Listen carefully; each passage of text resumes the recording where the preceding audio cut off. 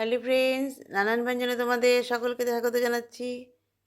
আজ তোমাদের কাছে নিয়ে এসেছি পনির মাখানা রেসিপি। তো সেটা কোনো রেসিপি না, এমনি ঘরোয়া রান্নাই। তো এখানে দেখো প্রায় 3 পোয়া পনির নেওয়া হয়েছে। আর এখানে হচ্ছে আমি হালকা অল্প রিফাইন অয়েল দিয়ে ওর মধ্যে আমি বাটারগুলো দিয়ে দিলাম। বাটার দিয়ে এখন আমি পনিরগুলোকে ভেজে নিচ্ছি। তো প্রথমে এতটুকুন ভেজে নিলাম, পরে আমি আর একটু ভেজে নেব।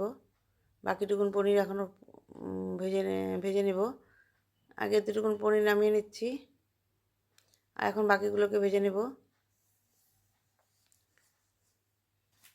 এখন এই পনিরগুলোকে ভেজে নিচ্ছি। তো এইভাবে ভেজে নিয়ে এখন আমি এটাকে নামিয়ে নেব। তো নামিয়ে নিলাম।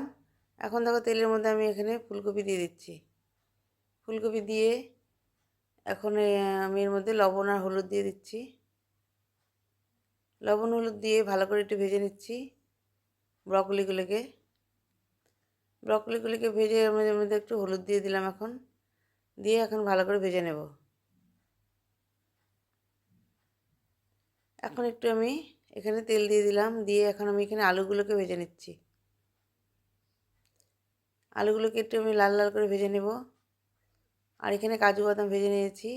ভেজে নিয়ে এর মধ্যে কিশমিশ দিয়ে আমি এটাকে একটু পেস্ট করে নেব। এখন আমি কড়াইতে তেলের মধ্যে এখানে হচ্ছে এলাচ, দারচিনি, লং, তেজপাতা এগুলো দিয়ে আমি একটু ফোড়ন দিয়ে নিলাম। ফোড়ন দিয়ে এখন এর মধ্যে কাঁচা লঙ্কা বাটা দিয়ে দিলাম। এখানে আদা আর কাঁচা লঙ্কা বাটাটা দিয়ে দিলাম। দিয়ে ভালো করে একটু ভেজে নিচ্ছি। ভেজে নিয়ে এখন এর মধ্যে টমেটো পেস্ট দিয়ে দিলাম। টমেটো পেস্টটা দিয়ে এখন এটাকে ভালো করে একটু ভেজে নেব। দেখো অনেকটা ভাজা ভাজা হয়ে গেছে। এখন এর মধ্যে এখানে কাজু আর কিশমিশ পেস্টটা দিয়ে দিলাম। দিয়ে এখন ভালো করে মশলাটাকে এখন ভেজে নেব। এখন নিয়ে এর মধ্যে লবণ হলুদ দিলাম। লবণ হলুদ দিয়ে ভালো করে মিশিয়ে নেব। দেখো লবণ হলুদ দিয়ে ভালো করে মিশিয়ে নিচ্ছি।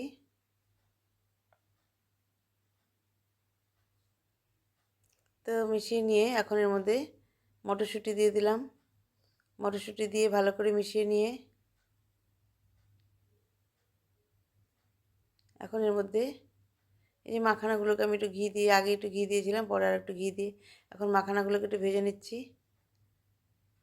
আর এদিকে এখন আমি এর মধ্যে ধনে গুঁড়ো আর জিরে গুঁড়োটা দিয়ে দিলাম। দিয়ে এর মধ্যে সামান্য এখন একটু গরম জল দিয়ে দেবো। দিয়ে একটু ভালো করে একটু মশলাটাকে মিশিয়ে নেব।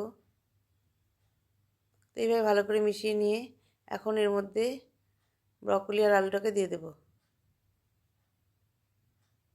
তার আগে আমি একটু এখানে কাশ্মীরি লাল লঙ্কার গুঁড়ো দিয়ে দিলাম।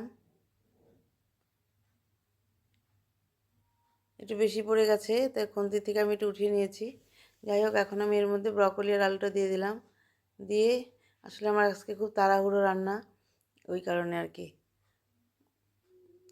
তো এখন আমি দেখো এটাকে ভালো করে মিশিয়ে নিলাম। মিশিয়ে নিয়ে এখন এর মধ্যে আমি গরম জল দিয়ে দেব।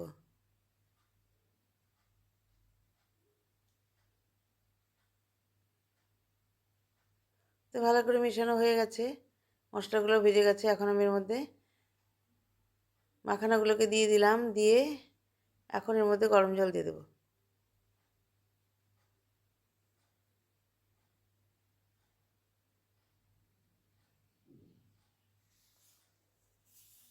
এখন এর মধ্যে গরম জলটা দিয়ে দিচ্ছি।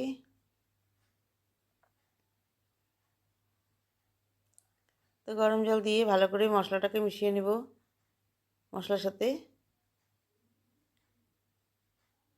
এই ভালো করে মিশিয়ে নিলাম। মিশিয়ে নিয়ে এখন এর মধ্যে আমি পনিরগুলোকে দিয়ে দিচ্ছি।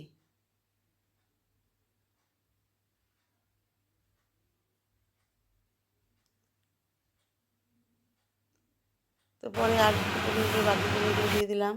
দিয়ে এখন এর মধ্যে এই যে কসুরি মেথি আমি একটু হালকা করে ভেজে নিয়েছিলাম, সেটা এখন আমি এর মধ্যে দিয়ে দিলাম। দিয়ে এখন এর মধ্যে ঘি দিয়ে দেবো। বন্ধুরা, তোমরা সবাই ভালো থেকো এবং সুস্থ থেকো। নমস্কার।